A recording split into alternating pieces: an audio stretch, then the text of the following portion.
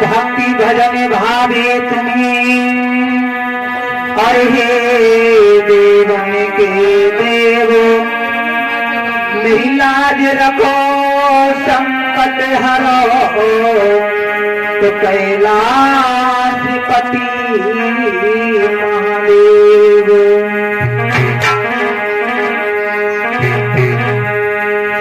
तो यमुना जी की पारी पर ये जिघारे नंद किशोर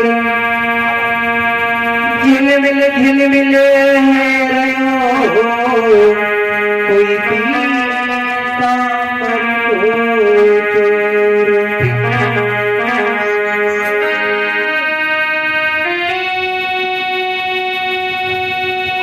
तो भगवान हमें न बिसारिए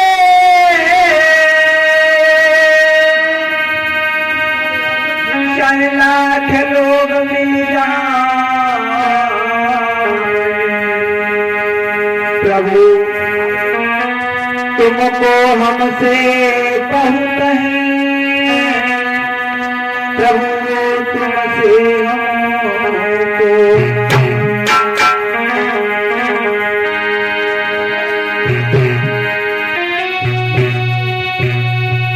तो अंत समय पर यो प्रभु हर जब काल चला बेचो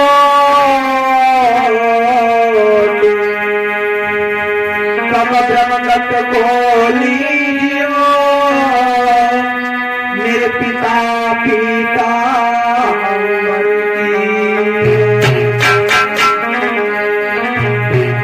तो आ जाइए दो शब्द भगवान के चरणों में लेकर के चलते हैं। उसके बाद में आगे की बड़ी सुंदर पावन विमल कथा का आनंद सुनते हैं।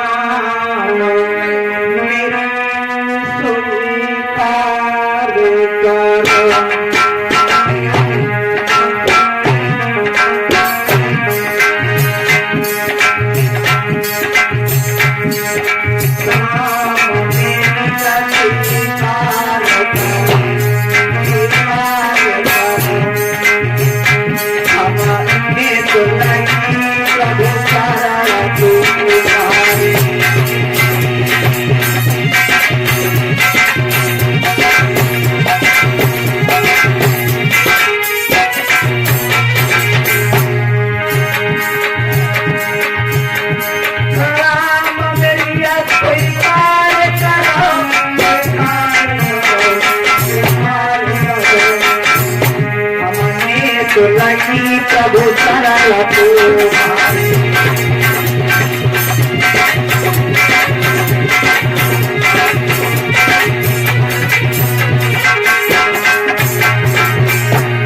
और हे प्रभु ऐसा ही नहीं अनेकों भक्त मिलाद हे मेरे दीनानाथ तूने रखी है आज दास तेरी कारण मेरे प्रभु। अरे तो पति पति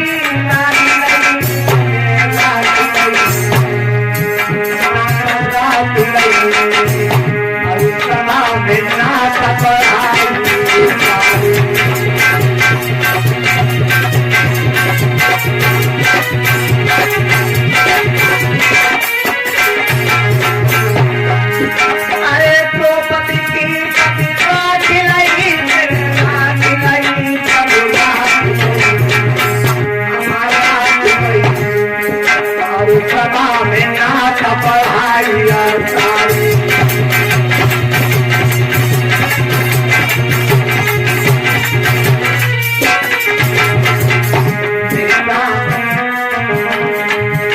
प्रणाम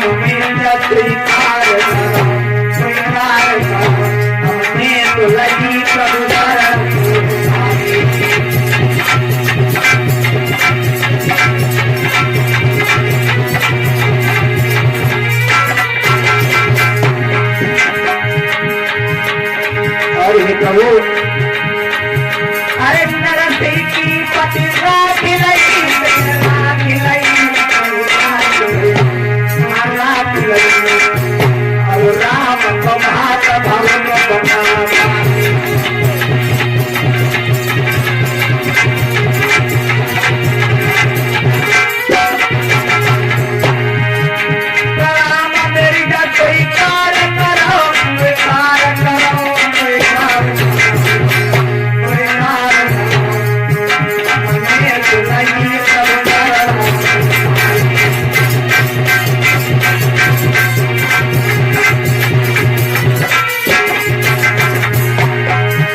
ही नहीं प्रभु। अरे चल करके तुम बन्ना से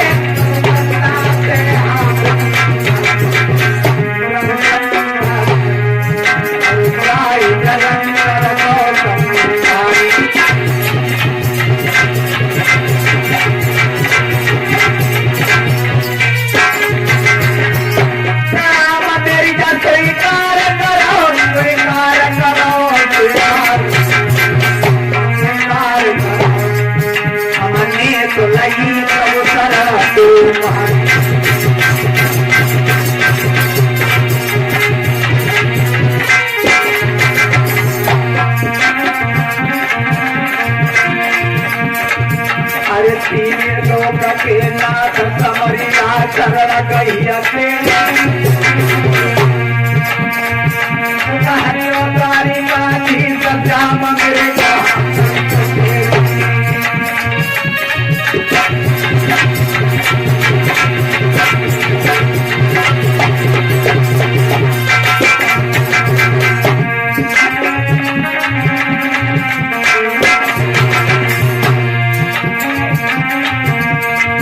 मेरे काज तेरे भक्तों ने संगा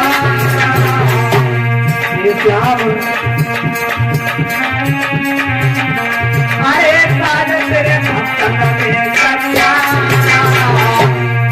और चल दिया भागे बीच बचाएगा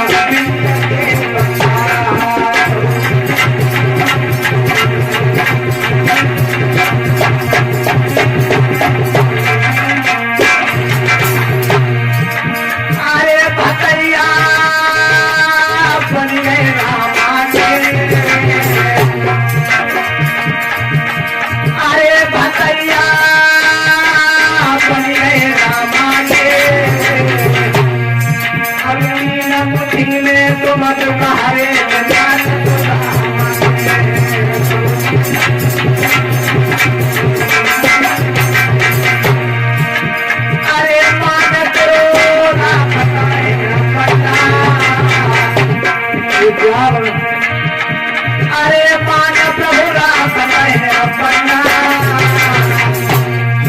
और महाभारत के बीच बचाए भारत के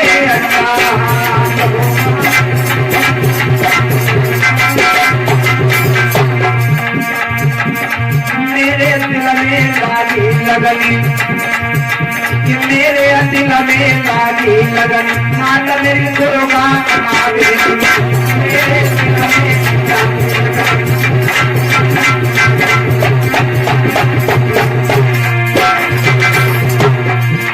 अरे जा दुर्गा आवे माता मेरी से पासी आवे मेरे दिल में लागी लगन माता मेरी दुर्गा आवे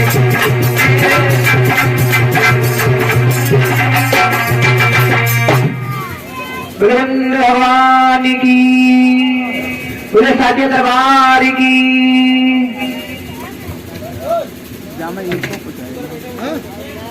आवाज तुरंत रुक जाती इको कम है इको बढ़ा तो आवाज डबलमान में हालो हालो हालो तो आदरणीय उपस्थित हमारे सभी श्रोतागण पिता के तल बैठे बुजुर्ग आदरणीय संत समाज सती अनुसुईया सावित्री जैसी धर्म का अनुकरण करने वाली हमारी मां शक्ति ध्रुव प्रहलाद जैसे भगवान के पावन दरबार में पधारे हुए बाल गोपाल और हमारी युवा वर्ग के भाई आप सभी के समक्ष में जो ग्राम उबरी खेड़ा की पावन भूमि पर श्रीमद् भागवत कथा का अनुष्ठान चल रहा है और जिसका आज तृतीय दिवस है। आप सभी ने अभी तक भगवान की बड़ी सुंदर सुंदर कथाओं का श्रवण किया है। तो आज हर हर गंगा के रमणी के क्षेत्र में बैठे हुए व्यास नंदन श्री सुखदेव जी समझाते हुए कहने लगे हैं राजन और आप सभी लोग हमारे मुखारबिंद से जिनकी बेला में बड़ी सुंदर पावन कथा सुन रहे थे कि किस प्रकार से महाराज नहुष ने देवताओं की पदवी को प्राप्त किया है। जिस समय मेरे भागवत श्रोताओं महाराज नहुष जो है आज देवताओं के राजा बने हैं, तो उस काल में महाराज नहुष से एक छोटी सी भूल बन गई थी। और वो भूल क्या थी, जरा गौर करके सुनेंगे। एक दिन महाराज नहुष सफेद घोड़े पे सवार होकर के अपने उद्यान में भ्रमण करने के लिए जिस समय चले हैं, तो क्या देखा है, आज जो पहले वाला इंद्र था, जिसकी पत्नी सची, जिसे भागवत में इंद्राणी भी बताया गया है, ये इंद्राणी नहाने के बाद में अपने केशों को अट्टा पे सुखा रही थी। जब अट्टा पे सुखा रही थी, अब महाराज नहुष वहीं से होकर के गुजरे।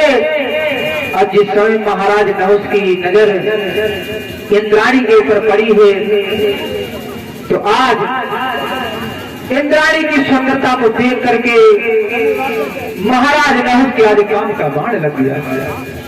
महाराज नहुष सोचने लगे कितनी सुंदर इंद्राणी है। और एक बात आप लोग जानते होंगे कि स्त्री चाहे कितनी भी क्रूप हो, कितनी ही क्रूप हो, लेकिन जब वो नहाने के बाद अपने केशों को सुखाती है तो उस पर कुदरती सुंदरता आ जाती है। आज केशों को सुखा रही है इंद्राणी।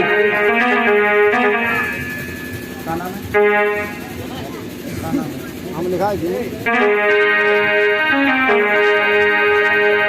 कि करीने स्नान बिसरी वो ज्ञान कर्म गति छाई, और छत के ऊपर गंगा पे इंद्राणी रही लहराई।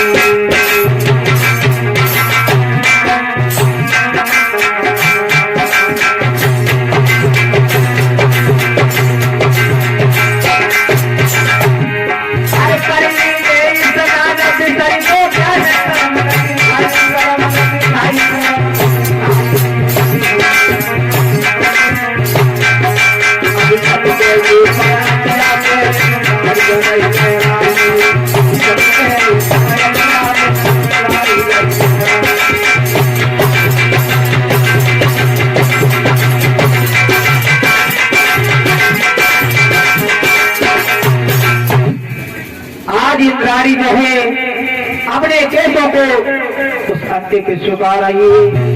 आज जिस समय महाराज नहुष की नजर पड़ी तो सोचने लगे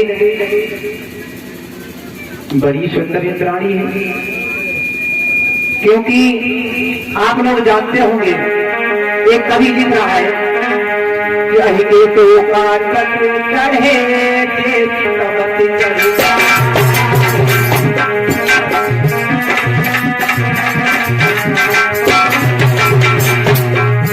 कहते हैं सर्प को। सर्प जब काटता है तब जहर चढ़ता है, लेकिन स्त्री अगर किसी पुरुष को अगर तिरछी नजरों से देख ले तो समझो सर्प से ज्यादा ही जहर चढ़ जाता। अरे के तो काटती चढ़े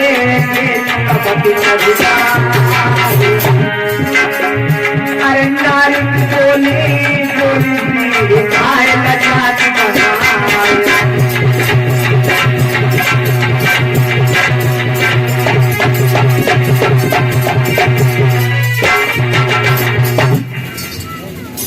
कि सर्प जब काटता है तब तो जहर चढ़ता है।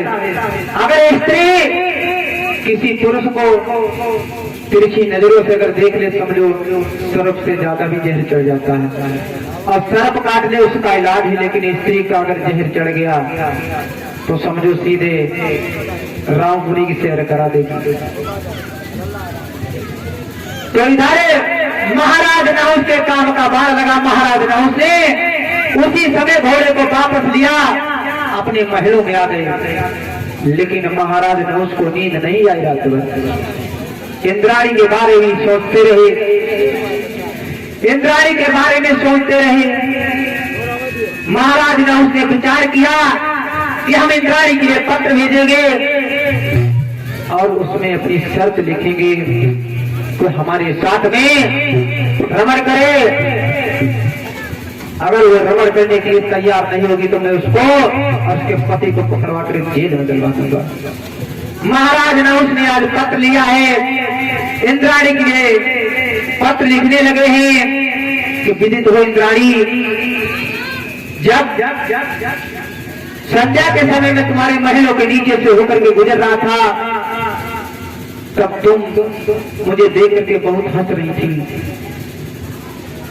तुम हमारे साथ में भ्रमण करने के लिए तैयार हो जाओ, नहीं तो मैं तुम्हें तुम्हारे पति को पकड़वा करके बंदी गृह में डाल दूंगा। नीचे महाराज ना उसने अपने हस्ताक्षर कर दिए, वो पत्र इंद्राणी के महलों के लिए भिजवा दिया। अब जिस समय वो पत्र आज इंद्राणी के पास पहुंचा तो इंद्राणी सोचने लगी हमें लग रहा है अब महाराज न उसको कफन की जरूरत है। विचार किया इंद्राणी ने कि मुझे लग रहा है महाराज न उसको कफन की जरूरत है। मेरे श्रोताओं, इंद्राणी ने उसी पत्र पर उत्तर लिख दिया कि श्रीमान महाराज राज नहुस, हम तुम्हारी हर बात को स्वीकार करती हूँ, लेकिन हमारी दो शर्तें हैं। पहली शर्त तो यह है कि जिस पलंग पर तुम हमारे साथ में रमण करोगे वह पलंग वेद पाठी ब्राह्मणों के द्वारा भरवा करके हमारे महलों में पहुंचाओ। और दूसरी शर्त यह है कि जिस पालकी में अपने यहाँ से बैठ करके तुम हमारे यहाँ तक आओगे उसमें सप्तऋषि कहार बनने के लगे, तब तो हम तुम्हारी बात को स्वीकार करती हूँ, अन्यथा नहीं। मेरे श्रोताओं, जिस समय महाराज नहुस के पास इंद्राणी का वो पत्र पहुंचा, महाराज नहुस बहुत खुश हुए, क्योंकि महाराज नहुस देवताओं के राजा थे। विचार करने लगे हमारे लिए क्या संभव है, हम हर सत्य को पूर्ण करने के लिए तैयार हूं। एक बात और जानते होंगे आप लोग, कौआयम दो रात को उल्लू दिन में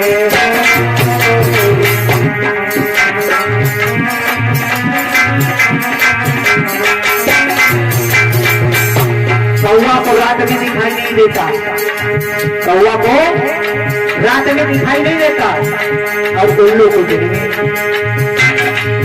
अरे कौआ तो रात को दिन में, अरे काली तो रात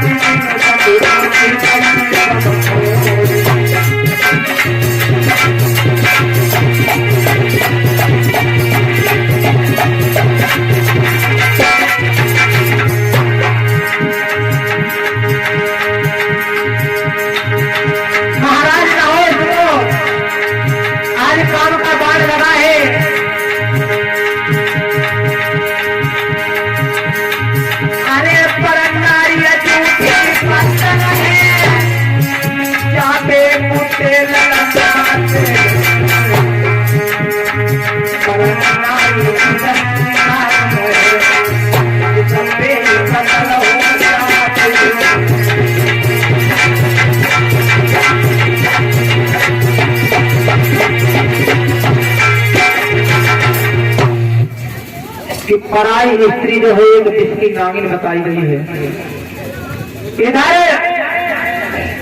आज महाराज नहुस ने उस पत्र को पढ़ा है, वेद पाठी ब्राह्मणों को बुलवाया, कहा है तुम पलंग भर के तैयार करो और इंद्राणी के महलों के लिए पठवा दो।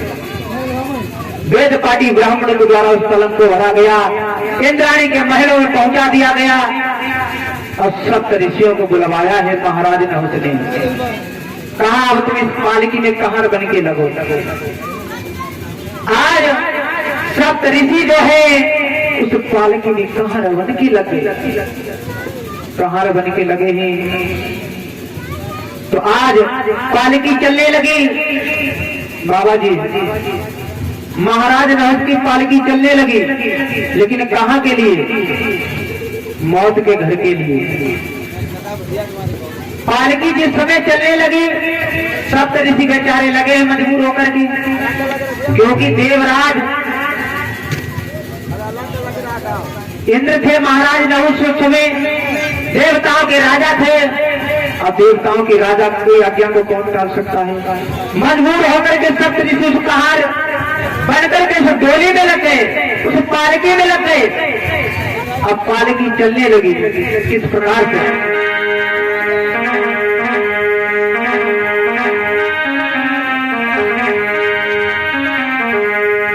पालकी जिस समय चलने लगी महाराज नहुष उस पालकी में बैठे बैठे चिल्लाने लगे एकदम, साथ साथ तीव्र चलो, तीव्र चलो। अब महाराज नहुष जिस समय चीखने लगे हैं, अब सप्त ऋषि कहने लगे अरे महाराज नहुष हम लोग तो बहुत तीव्र चल रहे हैं, अब बताओ इससे तेज चले क्या? हम तो बहुत तीव्र चल रहे हैं, लेकिन तुम पालकी में सर्व सर्व चिल्ला रहे हो। महाराज नहुष से एकदम से क्रोध आ गया, मेरे भागवत को बताओ। महाराज नहुष ने उस महात्मा की पीठ में लात मार दी। जिस समय महाराज नहुष ने उस महात्मा की पीठ में लात मारी है, वो वृद्ध महात्मा मुंह के बल आज पृथ्वी पर गिर पड़ा है। वो महात्मा कोई और नहीं थे, वो महात्मा कुंभज ऋषि थे, जिसके पीठ में महाराज नहुष ने लात मारी थी। आज अगस्त मुझ ने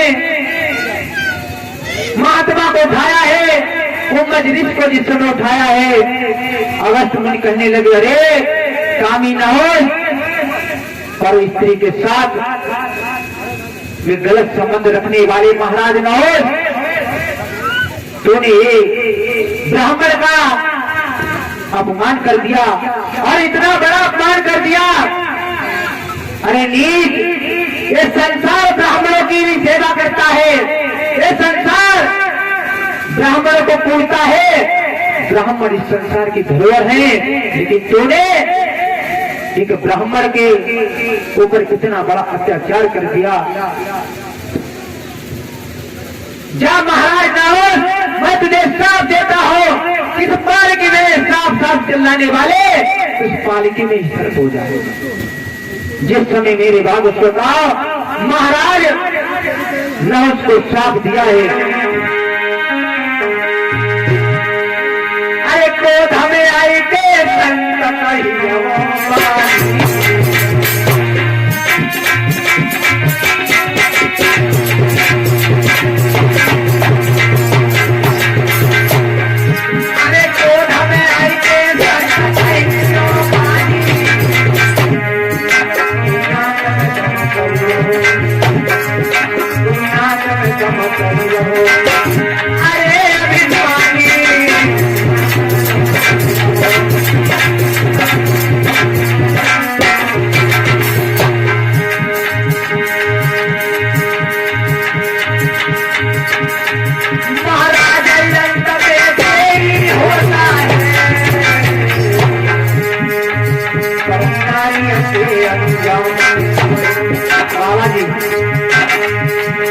नारी के अंजाम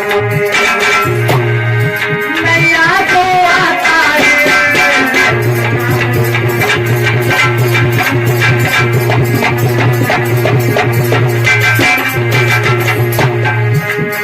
बाबा जी होनी है गलत,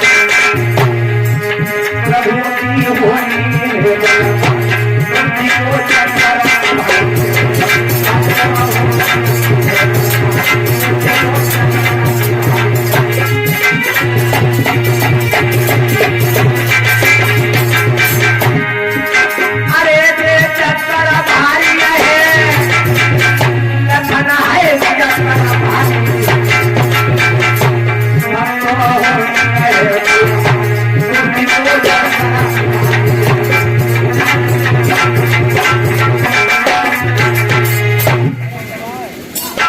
इधर जिस समय महाराज ने उसको श्राप दिया, देवताओं के राजा महाराज नहुष पालिकी में सर्प बन गए।